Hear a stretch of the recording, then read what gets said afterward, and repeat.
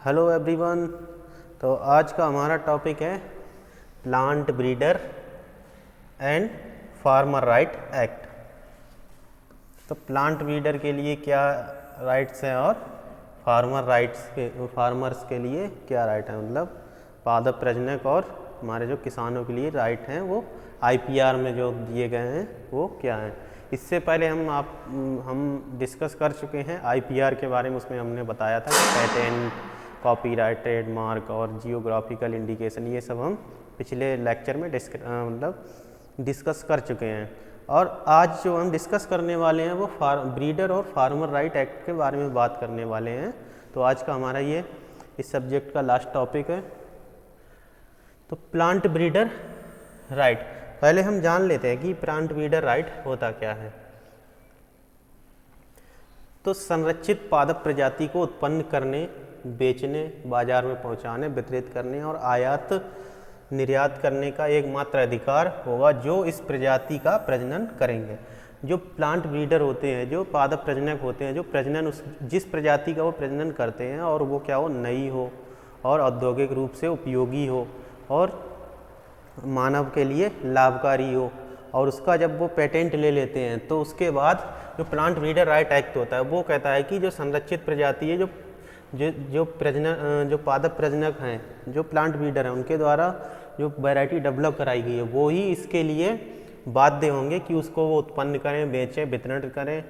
उन्हीं का एक अधिकार होता है, केवल उनका ही, जिसने उसको बनाया और उसके लिए उन्हें पेटेंट दिया जाता है, वो आता है प्लांट ब्रीडर राइट होते हैं। जो वैरायटी में क्या होता है, पेटेंट लिया जाता है। और यदि इनके अधिकार का कोई हनन होता है, अगर इनके अधिकार का कोई हनन हो रहा है तो वो क्या है, कोर्ट में जा सकते हैं और उसके खिलाफ अपील कर सकते हैं। और प्रजनन करने वाले अपना एजेंट और लाइसेंसी नियुक्त कर सकते हैं। और वो क्या करते हैं, वो जैसे किसी ने हनन किया तो उसके लिए वो कानून की शरण में जा सकते हैं। और जो ब्रीडर होगा वो अपनी प्रजाति का लाइसेंस नियुक्त कर सकता है किसी दूसरे व्यक्ति को।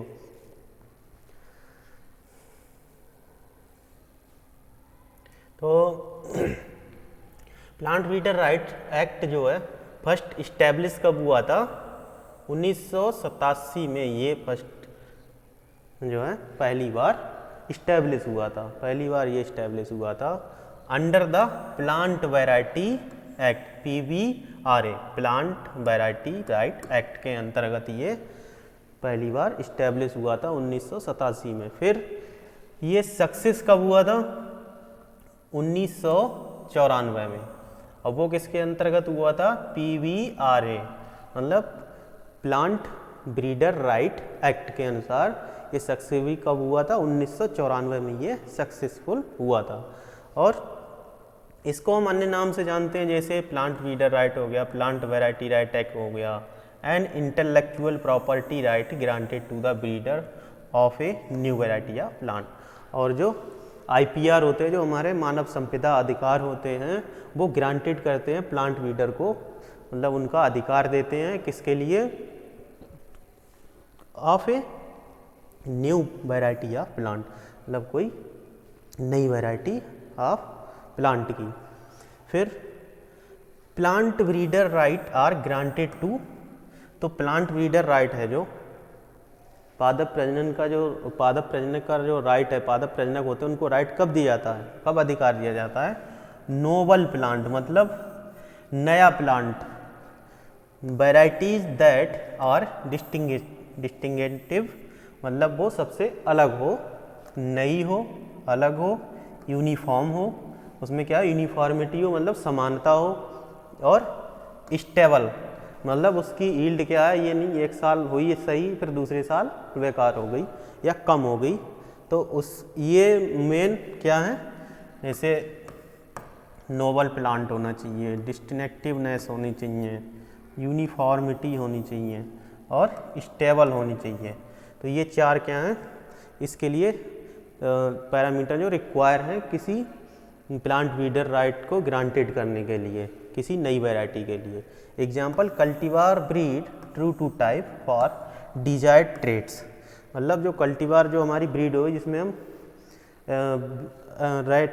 प्लांट ब्रीडर राइट एक्ट ले रहे हैं, तो वो ट्री टू टाइप होनी चाहिए, मतलब और डिजायर्ड ट्रेट, उसमें ट्रेट मतलब लक्षण कैसे होने चाहिए जो हमारे लिए फायदेमंद हो। फिर आता है रजिस्ट्रेशन। इसका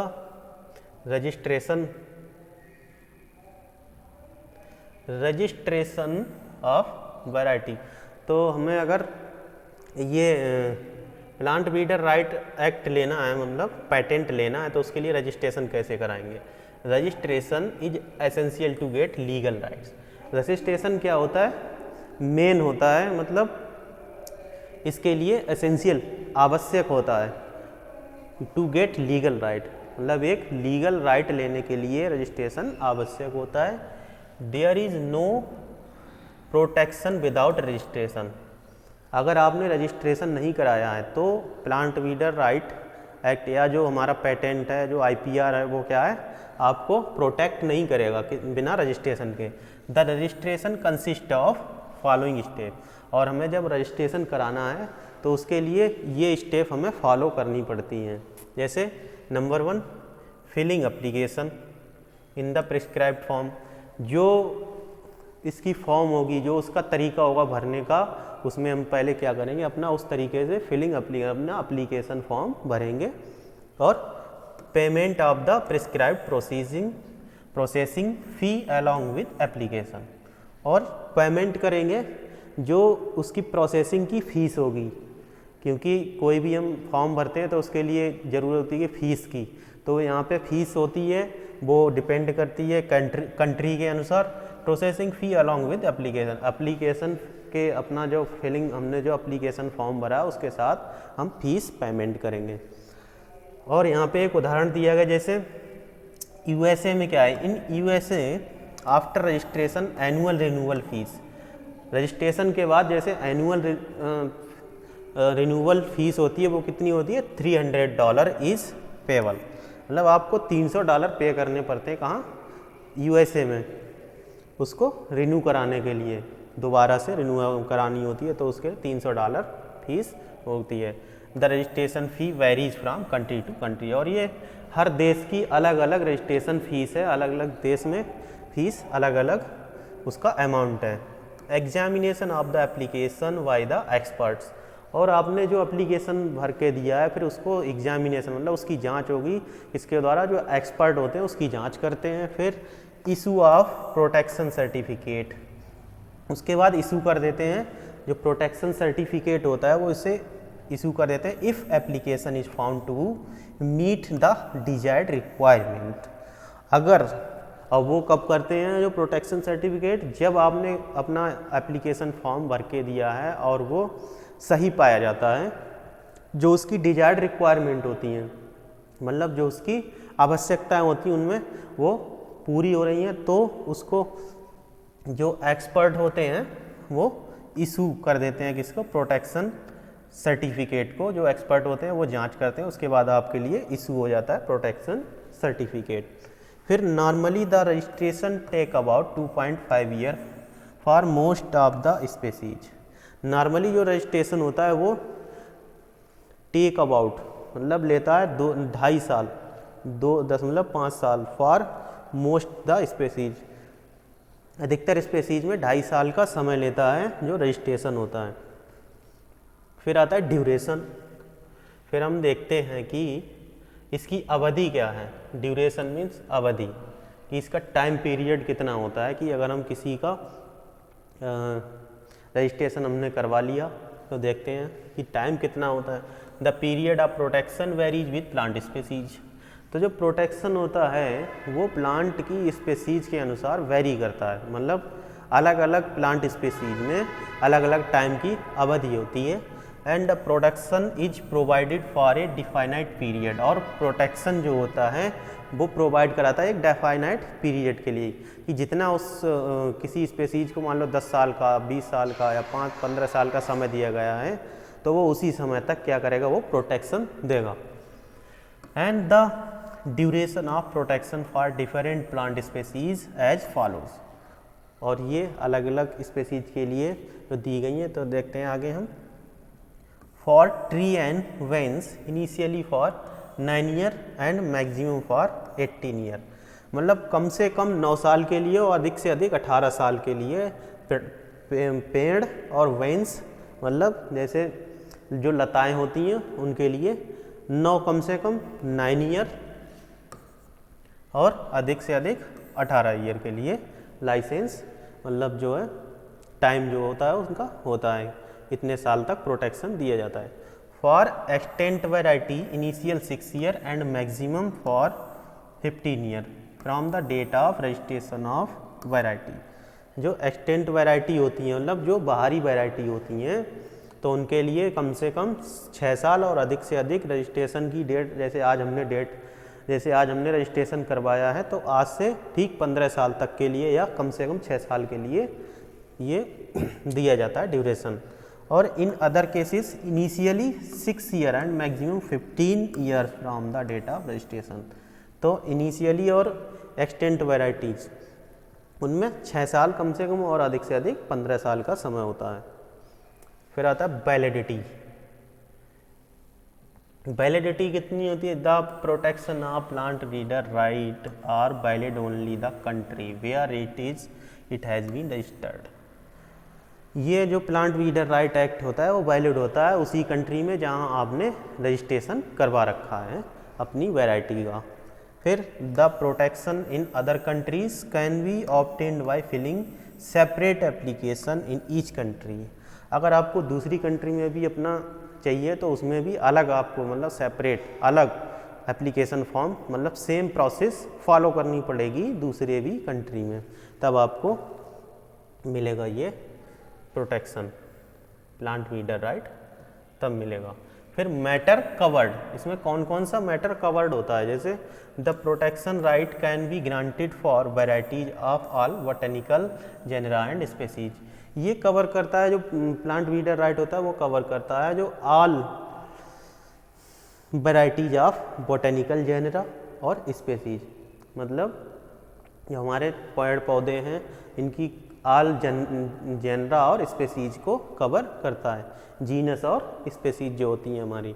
and the variety should have a designate name as per the rule of international code of nomenclature. और जो वैरायटी होती हैं उनका नाम हम देते हैं किसके अनुसार? As per international code of nomenclature. जो इंटरनेशनल कोड होता है, मतलब नाम रखा जाता है उनका वैरायटी का, उसको हम उसी से डिजिग्नेट करते हैं। जैसे बहुत सी वैरायटी हमारी हैं, मान लो HD 2329 ये वैरायटी जैसे गेहूँ की है, तो ये क्या है? ये कोड ही तो है इनके, तो ये कोड द्वारा इनको डेजिग्नेट किया जाता है। फिर आता है रिक्वायरमेंट। रिक्वायरमेंट क्या है कि there are the 4 basic requirement.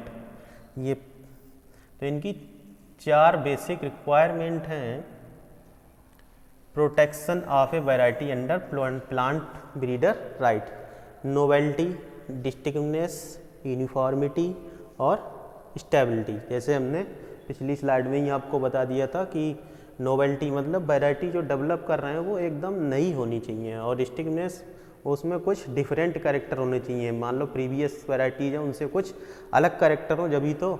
और यूनिफॉर्मिटी, उसमें यूनिफॉर्मिटीज मतलब समानता होनी चाहिए उसके, जो मान लो यूनिफॉर्म वैरायटी होनी चाहिए, वो एकदम समान होनी चाहिए वैरायटी, उसमें वेरिएशन ना हो कि एक प्लांट बहुत बड़ा हो गया एक छोटा हो गया, मैच्योरिटी पहले आ रही इसी में बाद में आ रही, तो वो नहीं होनी चाहिए। फिर स्टेबिलिटी, उसकी जो स्थिर रहने की क्षमता होनी चाहिए, उसमें स्टेबिलिटी होनी चाहिए। फिर ट्रांसफ़र कैसे? An authorized plant breeder has right to authorize other interested person for commercially production and marketing of his variety on royalty basis.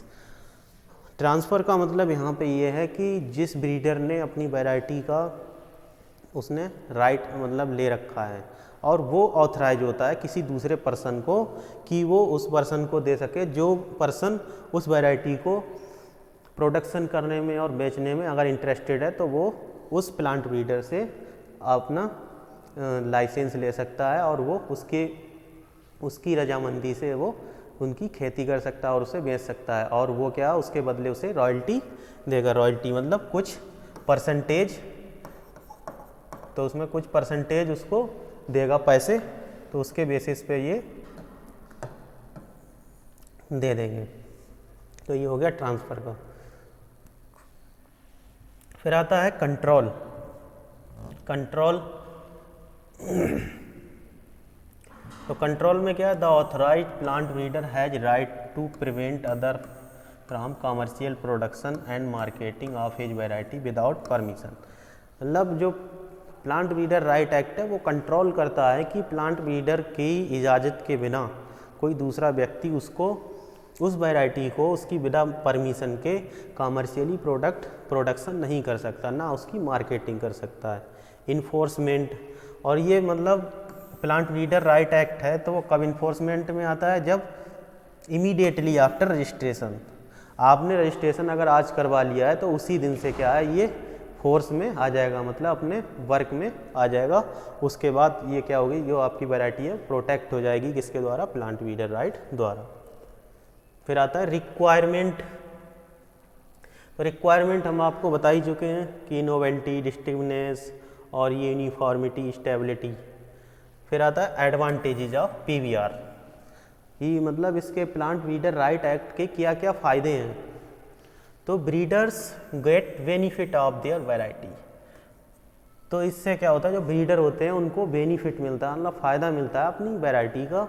और helps in faster development of seed industry, और ये help करता है किसकी, seed industry जो होती है उनकी फास्टर डेवलपमेंट, उनके मतलब तेज़ी से उनका विकास होता है, जो सीड डेवलपमेंट, जो सीड इंडस्ट्री होती हैं। फिर plant breeder right lead to improvement in quality because of competition, और ये क्या करता है, इम्प्रूवमेंट करता है क्वालिटी में बिकॉज ऑफ कंपटीशन। कंपटीशन बहुत होता है तो इसलिए ये क्या करता है, सीड जो होते हैं उनकी इम्प्रूव करता है क्वालिटी। और PBR is useful in procurement of good material on payment basis. और प्लांट ब्रीडर राइट एक्ट जो है यूजफुल होता है, फ़ायदेमंद होता है किसके लिए, procurement of good material on payment. और उससे क्या होता है, जो अच्छा सीड मटेरियल हमको मिल सकता है किसमें, पेमेंट देकर। और help in enrichment of genetic resources, और ये जो जेनेटिक रिसोर्स होते हैं उनको भी संरक्षित रखता है प्लांट ब्रीडर राइट्स। फिर आता है हमारा नेक्स्ट फार्मर राइट एक्ट, कृषक अधिकार या फार्मर राइट। तो हम जान लेते हैं कि फार्मर राइट क्या होते हैं। जो किसान नया प्रजाति प्रकार के विकसित कर लेते हैं तो वो भी प्रजाति निर्माता कंपनियों की भांति उसका पंजीकरण और संरक्षण प्राप्त कर सकते हैं। जैसे कोई किसान है और उसने नई वैरायटी विकसित कर ली है तो वो भी उसको रजिस्टर्ड करवा सकते हैं, वो भी संरक्षण प्राप्त कर सकते हैं।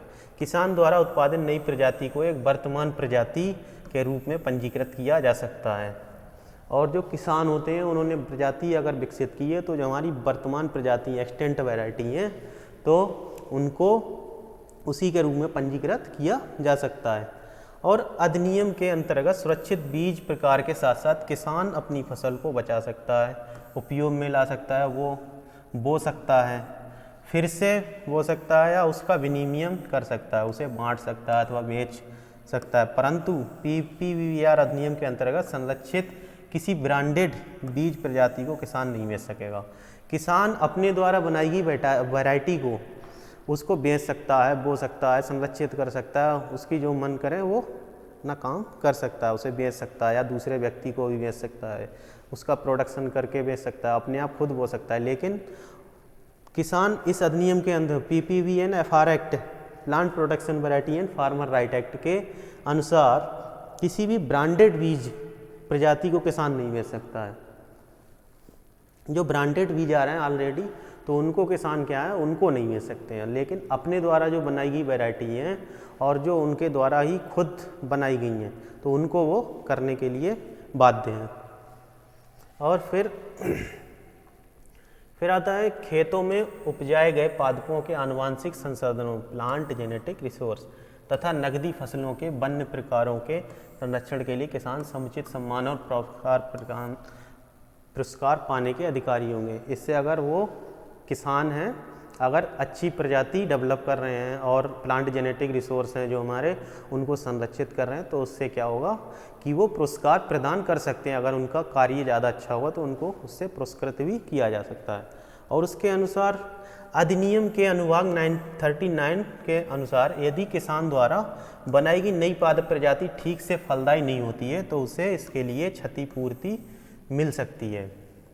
फिर अधिनियम के तहत प्राधिकरण या रजिस्ट्रार या ट्रिब्यूनल या उच्च न्यायालय के समक्ष चलने वाली किसी भी कार्यवाही के लिए किसान को किसी भी शुल्क का भुगतान नहीं करना पड़ेगा।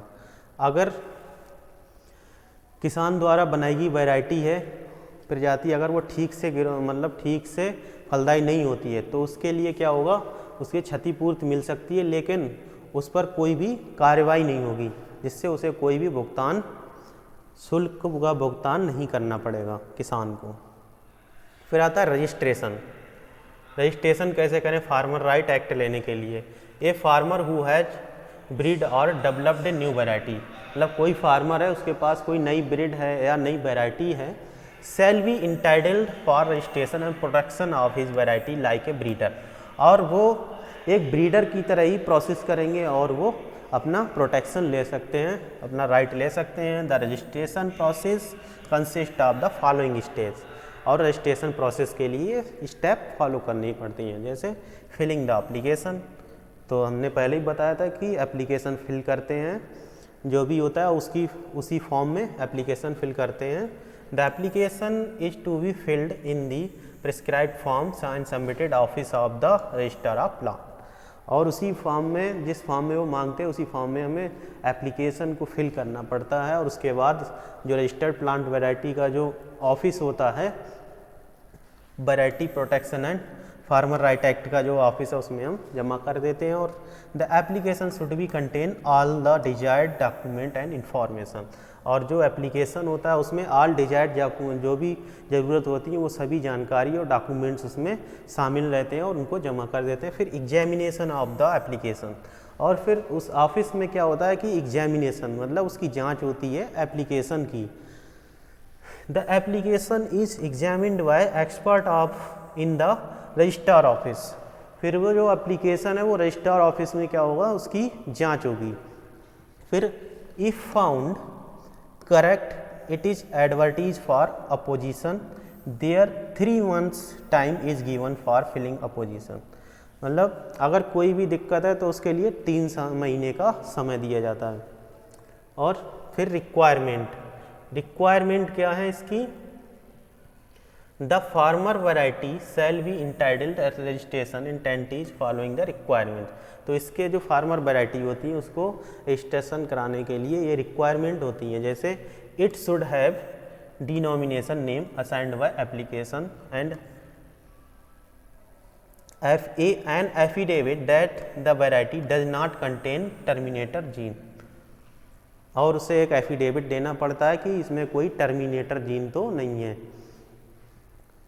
फिर ये complete passport data of parental line, और उनके लिए एक कंप्लीट पासपोर्ट डाटा जो पेरेंटल लाइन इन्होंने यूज़ की है उनका डाटा होना चाहिए, और from which the variety has been derived, और जहाँ से उन्होंने वैरायटी को डेवलप किया उसका पूरा डाटा होना चाहिए। The contribution of any farmer village community institute और organisation in the development of the variety, और जिस फार्मर का कंट्रीब्यूशन है या विलेज कम्युनिटी का है या इंस्टीट्यूट का है, ऑर्गेनाइजेशन का है, उस डेवलपमेंट करने में, उस वैरायटी को डेवलप करने में। फिर the source of genetic material used in developing the variety and the parental material used in developing the new variety was lawfully acquired, और a brief description of the sanely about the novelty, distinctness, uniformity and stability. तो इसमें requirement क्या क्या होती है कि registration form को भरने के लिए जो वैरायटी हैं जो डेवलप की हैं उनका पेरेंटल लाइन जो हमने यूज़ की हैं फार्मर्स ने, तो उसकी पूरी जानकारी उसमें होनी चाहिए कि कौन सा मटेरियल लिया था और कौन सा जेनेटिक रिसोर्स हमने यूज किया है, कौन सी पेरेंटल लाइन यूज की हैं, और उसमें जो भी कम्युनिटी हैं, विलेज के लोग हैं और जो भी इंस्टीट्यूट इसमें इन्वॉल्व है उसकी भी जानकारी होनी चाहिए। तो ये, और फिर जो वैरायटी है वो नोवेल्टी और डिस्टिंक्टनेस, जैसे पिछले प्लांट ब्रीडर राइट के अनुसार जो 4 रिक्वायरमेंट थी वो भी रिक्वायरमेंट इसमें होनी चाहिए। फिर a proof of the right to make the application, और ये प्रूफ हैं जो राइट को राइट मेक द एप्लीकेशन, पूरी एप्लीकेशन को बनाते हैं। A proof of the right to make the application. फिर ड्यूरेशन, फिर आती है बात ड्यूरेशन की, मतलब समय अवधि कितनी होती है इसकी। The protection provided for a definite period, the duration of protection for different plant species as follows. जैसे जो फार्मर राइट एक्ट हो गया, और पहले हमने पढ़ा था प्लांट ब्रीडर राइट, तो इसके लिए जो है जो ट्री और वेन्स हैं उनके लिए 9 साल कम से कम और अधिक से अधिक 18 साल की अवधि दी जाती है। फिर आते हैं हमारे बात कि प्लांट स्पेसीज की या जो extant varieties initially for 6 year to 15 year, और जो हमारी वैराइटीज होती हैं उनके लिए 6 साल से 15 साल तक का समय दिया जाता है। फिर आता है हमारा एडवांटेज ऑफ फार्मर राइट, मतलब फार्मर राइट्स के क्या क्या फ़ायदे हैं। रिकॉग्निशन ऑफ फार्मर कम्युनिटीज़ और village of their role in conserving plant genetic resource.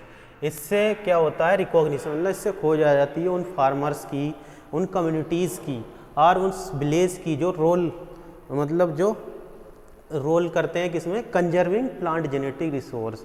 जो हमारे प्लांट जेनेटिक रिसोर्सेस हैं उनको कंजर्व करते हैं, उसकी भी खोज हो जाती है किसके द्वारा, फार्मर राइट एक्ट द्वारा। जब वो क्या है कि जब वो अपनी वैरायटी रजिस्ट्रेशन कराने जाएंगे तो हमें पता लग जाएगा कि ये फार्मर्स हैं या जो कम्युनिटी के लोग हैं वो कहाँ से बिलोंग कर रहे हैं, और ये मटेरियल हमारा वहाँ पे संरक्षित है। रिस्पेक्ट टू फार्मर, इससे क्या होता है कि फार्मर्स को रिस्पेक्ट मिलती है। और opportunities to farmer to participate in the policies, projects and programs related plant genetic resources, international plant genetic resource institute. तो इससे क्या होता है अपॉर्चुनिटीज़ उनको बहुत सारी मिलती हैं, जो फार्मर्स होते हैं, जो भी कार्यक्रम चलते हैं प्लांट जेनेटिक रिसोर्स से रिलेटेड, तो उसमें उन्हें पार्टिसिपेट करने को मिलता है, और प्रोग्राम्स जो रिलेटेड होते हैं उनमें वो पार्टिसिपेट कर सकते हैं। फिर benefit sharing when farmer material is used in developing new variety by breeders. अगर ब्रीडर हैं और जो फार्मर्स की वैरायटी को या जो प्लांट जेनेटिक रिसोर्स हैं उनको यूज कर रहे हैं, अगर नई वैरायटी डेवलप करने हो तो उनको बेनिफिट मिलता है, और वो शेयर करते हैं अगर ब्रीडर के साथ, तो ब्रीडर उनको क्या करते हैं, उनको बेनिफिट्स देते हैं।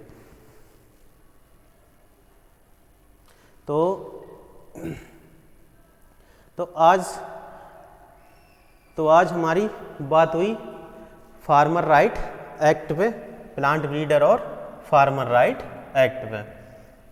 तो आज हमने पढ़ा कि फार्मर राइट ब्रीडर राइट क्या है, फार्मर राइट क्या हैं, और इनके क्या क्या फ़ायदे हैं, प्रोसीजर क्या है इनका, और कैसे हम मतलब क्या क्या इसकी रिक्वायरमेंट हैं, और इसका जो प्रोसीजर है कि कैसे हम फार्मर राइट एक्ट लें या प्लांट ब्रीडर राइट लें, और इसके क्या क्या फ़ायदे हैं। तो ठीक है, तो आज हमने सीख लिया। इससे पहले हमने IPR कवर किया था, और आज हमने ये कवर लिया। तो IPR और प्लांट ब्रीडर राइट और फार्मर राइट एक्ट कंप्लीट होते हैं। तो अगर आपके पेपर में आता है कि प्लांट ब्रीडर राइट एक्ट क्या है और इसके क्या एडवांटेज हैं, मतलब इसके क्या फ़ायदे हैं, तो आप इसमें कवर हमने पूरा कर रखा है। अगर आता है कि प्लांट ब्रीडर राइट क्या है और इसके प्रोसीजर क्या है रजिस्ट्रेशन की, तो वो भी हमने कवर कर रखी है। या आपसे पूछे कि रिक्वायरमेंट क्या है प्लांट ब्रीडर राइट की, तो वो ऐसे ही सेम फार्मर राइट में अगर पूछे तो आप, अगर आपकी एग्ज़ाम में ऐसे क्वेश्चन आते हैं तो आप इसको यहाँ से हल कर सकते हैं। Okay, thank you.